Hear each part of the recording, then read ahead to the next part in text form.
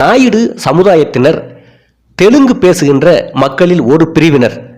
தெலுங்கு பேசும் பலிஜா, கம்மவார், கொல்லா, கவரா, முத்திரியர், போயர், வெலவா சமூகத்தினர் தமிழ்நாட்டில் கணிசமாக வாழ்ந்து வரக்கூடிய சமுதாயத்தினர் ஆகும். ஆந்திராவில் இருந்து சில நூற்றாண்டுகளுக்கு முன்னர் தமிழ்நாட்டில் விஜயநகர பேரரசு திருமலை நாயக்கர் ஆட்சி காலத்தில் அவர்களால் குடியமர்த்தப்பட்ட தெலுங்கை தாய்மொழியாக கொண்ட மக்கள்தான் நாயுடு சமுதாயத்தினர். 1909 ஆண்டில் எட்கர் துர்ஸ்டன் என்பவர் சென்னை மாகாணத்திற்காக மக்கள் தொகை புள்ளி விவரங்களை ஆய்வு செய்து அரசுக்கு அறிக்கை ஒன்றை சமர்ப்பித்தார். அதில் நாயுடு அடைமொழி பயன்படுத்திய சாதிகள் எவை எவை என அவர் கூறியுள்ளார். அவை பலிஜா, பேஸ்த, போயர், எக்காரி, கவரா, ஈடிகா நாயுடு, கொல்லா, கலிங்கி, காப்பு, முத்திரியர் மற்றும் வேலம என வகைப்படுத்தி கூறியுள்ளார். தர்ஸ்டன் என்பவர் நாயுடு என்னும் சொல் தமிழில் நாயக்கர் அல்லது நாயக்கன் எனவும் அழைக்கப்படும் என்று கூறியுள்ளார். மேலும் இவர்கள் தமிழ்நாட்டில் கொங்கு நாட்டு பகுதிகளான நாமக்கல், திருப்பூர், கோயம்புத்தூர், சேலம், ஈரோடு, கரூர் ஆகிய பகுதிகளிலும் தெற்கு பகுதிகளில் விருதுநகர், மதுரை, திண்டுக்கல், தேனி, ராமநாதபுரம், தூத்துக்குடி ஆகிய பகுதிகளிலும் மத்திய பகுதியில் தஞ்சை, திருச்சி ஆகிய பகுதிகளிலும் சென்னை, திருவள்ளூர், காஞ்சிபுரம், வேலூர், திருவண்ணாமலை, கிருஷ்ணகிரி ஆகிய இடங்களிலும் அதிகமாக வாழுகிறாள் என்று கூறியுள்ளார். இந்த சமுதாயத்தில் சரித்திரம் படைத்த பல மன்னர்கள் இருக்கிறார்கள். கிருஷ்ண தேவராயர், முத்து கிருஷ்ணப்ப நாயக்கர், திருமலை நாயக்கர், வீரபாண்டிய கட்டபொம்மன், விருப்பாச்சி கோபால், தமர்லா சென்னப்ப நாயக்கர், தமர்லா அங்கபூபாலன், சிவப்பா நாயக்கர், சித்ரதுர்கா, மதகிரி நாயக்கர், ஸ்ரீ விக்ரம ராஜசிங்கன், குமார கம்பனன், தளி எத்தலப்ப நாயக்கர், விசுவநாத நாயக்கர், சேவப்ப நாயக்கர், அச்சுதப்ப நாயக்கர், ரகுநாத நாயக்கர், விஜயராகவ நாயக்கர், சொக்கநாத நாயக்கர், அரங்க கிருஷ்ண முத்துவீரப்ப நாயக்கர், விஜயரங்க சொக்கநாத நாயக்கர், துளுவ நரச நாயக்கன், ஸ்ரீ விஜய ராஜசிங்கன், குச்சி பொம்மு நாயக்கர், ஊமைத்துறை, ராணி ருத்ரம்மா, ராணி கங்காதேவி, சொக்கநாத நாயக்கர், ராணி மங்கம்மாள், அரங்க கிருஷ்ண முத்துவீரப்ப நாயக்கர், ராமச்சந்திர நாயக்கர், முன்சுன்றி காவநெடு, பொம்மசாணி திம்மா நாயுடு, ராமலிங்க நாயுடு, வேலு கோட்டி கஸ்தூரி ரங்கா, எச்சம நாயக்கர், வேலு கோட்டி கஸ்தூரி ரங்கா, யாச்சம நாயக்கர் போன்றவர்கள் இந்த சமுதாயத்தில் பிறந்த புகழின் உச்சிக்கு சென்ற பிரபலமானவர்களாவார். நாயுடு சமுதாயத்தில் பல உட்பிரிவுகள் இருக்கின்றன. கவரா நாயுடு, கௌரவ நாயுடு, கவரா செட்டியார், ராவுத்த நாயுடு, கம்மா நாயுடு, கம்மவார் நாயக்கர், கம்மவார் நாயுடு, வடுக நாயக்கர், தாசங்கு நாயுடு, ராவ், சௌத்ரி, பலிஜா நாயுடு, காஜலு பலிஜா, வளையல் செட்டி, வளையல்கார நாயுடு, வளையல்கார நாயக்கர், முசுகு பலிஜா, லிங்க பலிஜா, தேசாதிபதி பலிஜா, கோல பலிஜா, தேசாயி நாயுடு, கம்பளத்து நாயக்கர், தொட்டிய நாயக்கர், தொழுவ நாயக்கர், ஜனப்ப நாயக்கர், ஜனப்ப செட்டி, சலுப்ப நாயுடு, சதுப்ப செட்டி, கொல்லா நாயுடு, வெலம நாயுடு, பத்ம வெலம நாயுடு, தேவர் கோண்டா, டோரா, கோப்புல வெலமா, காப்பு நாயுடு, தெலகா நாயுடு, இடிகா நாயுடு, வால்மீகி நாயுடு, சங்கரவார் நாயுடு, பாளையக்கார நாயுடு, முத்திரியர் நாயுடு, முத்துராஜா நாயுடு, முத்துராஜுலு நாயுடு, தலையாரி நாயுடு, பாளையக்கார நாயக்கர், தாசரி நாயுடு, ராயுடு ஒற்றர் நாயக்கர், போயர் நாயக்கர், காட்டு நாயக்கர், வெத்தலக்கார நாயக்கர், துளுவ நாயக்கர், உரிகார நாயக்கர், யாதவ நாயுடு, யாதவ நாயக்கர் இவைகள் அனைத்தும் நாயுடு சமூகத்தின் குல பிரிவுகளாகும். நாயக்கர் என்னும் நாயுடு சமுதாயத்தின் குலதெய்வங்கள் பலிஜா ரேணுகா அம்மா, எல்லம்மா, கனகம்மா, மீனாட்சி அம்மா, திருமால், மல்லண்ணா, அங்கம்மா, நாகம்மா போன்ற தெய்வங்களை குலதெய்வங்களாக வணங்குவர். கவரா அழகர்சாமி, சின்னம்மா, சென்னம்மா, மங்கம்மா, நானம்மா, மதுரை மீனாட்சி போன்ற தெய்வங்களையும் வணங்கி வருகின்றனர். இதில் பலிஜா, கவரா, ராஜகம்பளம் சமுதாயத்தினர் தங்கள் முன்னோர்களை கடவுளாக வணங்கும் வழக்கம் உடையவர்கள். போரில் இறந்தவர்கள் தங்களுக்கு உதவிய ஏனைய சமுதாயத்தினரையே வணங்கும் பழக்கம் கொண்டவர்களாக இருக்கின்றனர். தமிழ்நாட்டில் மக்கள் தொகை எண்ணிக்கையில் ஒரு குறிப்பிடத்தக்க அளவில் வாழும் இந்த சமுதாய மக்கள் Tamil Nadu, Andhra, Karnatakam, Ilangai, Malaysia, Burma, Singapore, Pondicherry, Keralam ஆகிய பகுதிகளில் அதிகமாக வாழுகின்றனர். இவர்கள் பேசுகின்ற மொழி தெலுங்கு, தமிழ், கன்னடம், துளு ஆகியமாகும். இந்து மத கொள்கைகளை பின்பற்றுகின்றார்கள். ஆந்திரா, கர்நாடகம், தமிழ்நாடு, கேரளா ஆகிய தென்னிந்திய மாநிலங்களில் காணப்படும் ஆரியர் அல்லாத திராவிட இனத்தை சேர்ந்தவர்களே நாயக்கர் என்னும் நாயுடு இனத்தவர்களாவர். இவர்களின் தாய்மொழி தெலுங்கு. இவர்கள் தென் மாநிலங்களில் மக்கள் தொகையில் அதிகமாக காணப்படுகிறார்கள். இவர்கள் ஆதியில் காப்பு என்னும் இனத்தை சேர்ந்தவர்கள். காம்பு எனப்படும் பழங்குடி இனத்தவர்களின் மரபுகளாக அறியப்படுகிறார்கள். இவர்களே நாயக்கர்கள் என்றும் இந்த மக்கள் கூறுகிறார்கள். இவர்கள் நாயுடு, நாயக்கர், ரெட்டி, ராவ், ராயர், செட்டே, உடையார், ராயுடு என்ற பல பெயர்களில் தமிழகம் முழுவதும் பரவி வாழ்கிறார்கள். இந்த சமுதாயத்தை சார்ந்தவர்கள் மன்னர்களாகவும் பாளையக்காரர்களாகவும் வாழ்ந்திருக்கின்றனர். ஆந்திராவில் மக்கள் தொகையில் அதிகமாக உள்ள காப்பு இனத்தை சேர்ந்த ராஜகம்பளம், பலிஜா, கவரா அந்த பிரிவுகள் போன்றவர்களும் தமிழகத்தில் அதிக மக்கள் தொகை கொண்ட வன்னியர்களின் பெரும் பகுதியினர் வட தமிழகத்தில் நாயக்கர் என்ற பட்டத்தை பயன்படுத்துகின்றனர்.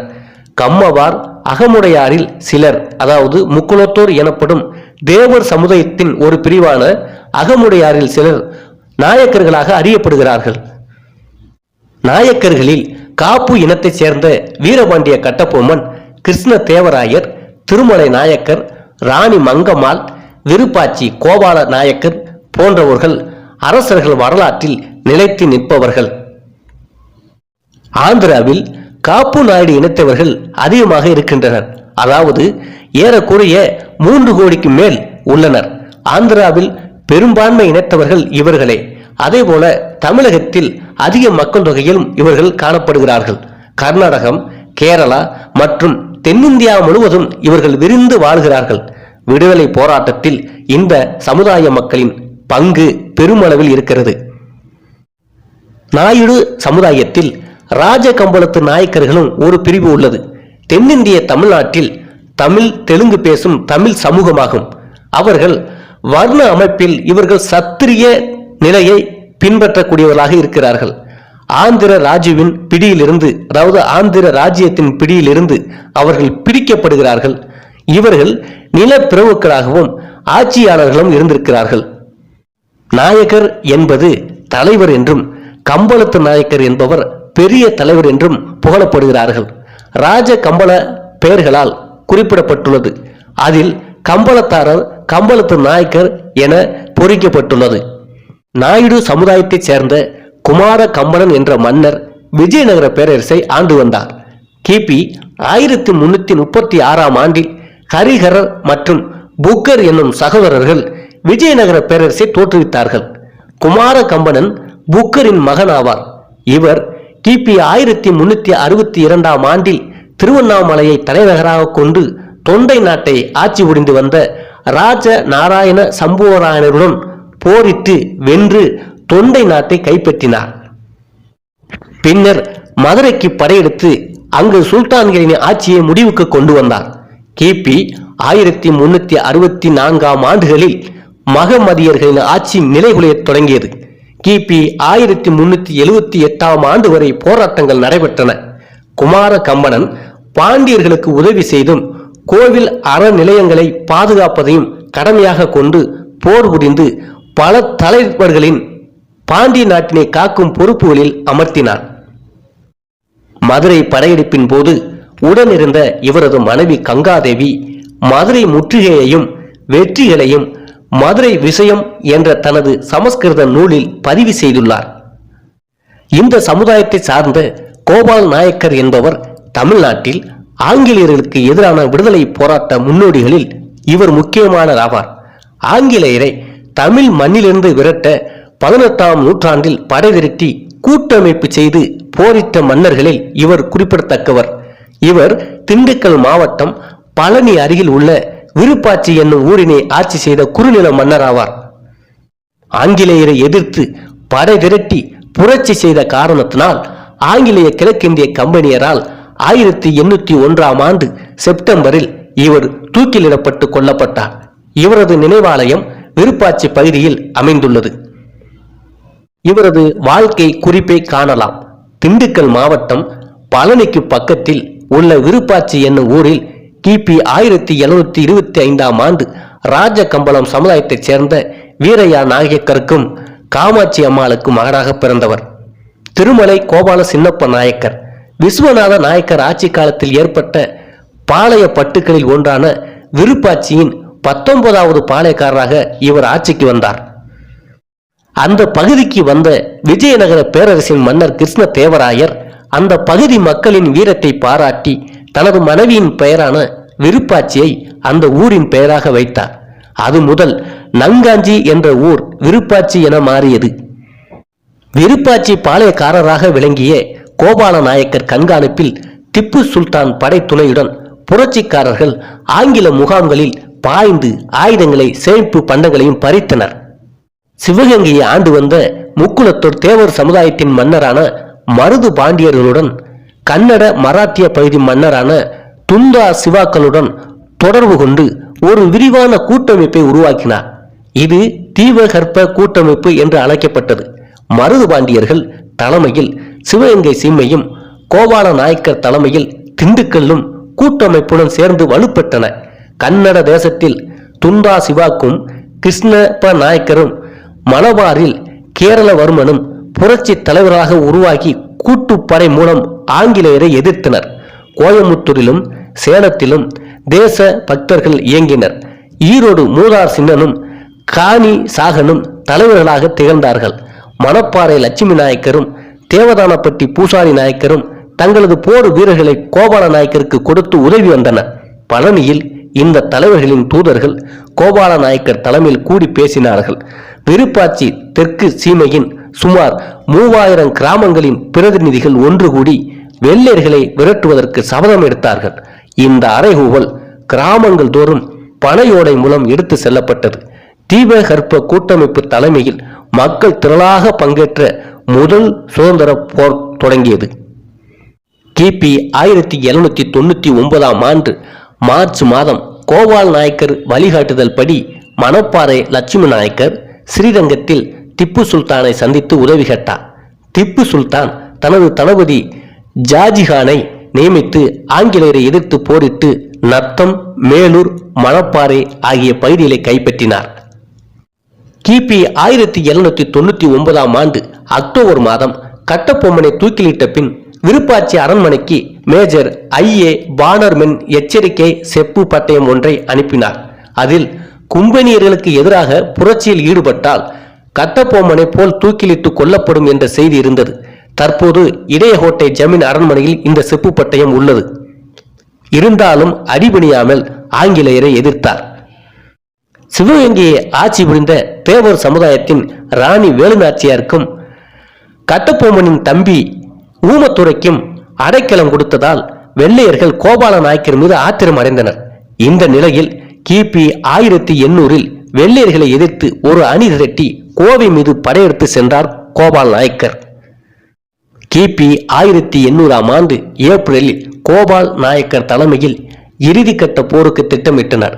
இந்த கூட்டத்தில் கேரளவர்மா, மைசூர் கிருஷ்ணப்பா, சிவகங்கை சின்னமருது, கோவை ஹாஜிகான், ராமநாதபுரம் கல்யாணி தேவர் மற்றும் பெருமாள் பிள்ளை ஆகியோர் கலந்து கொண்டனர்.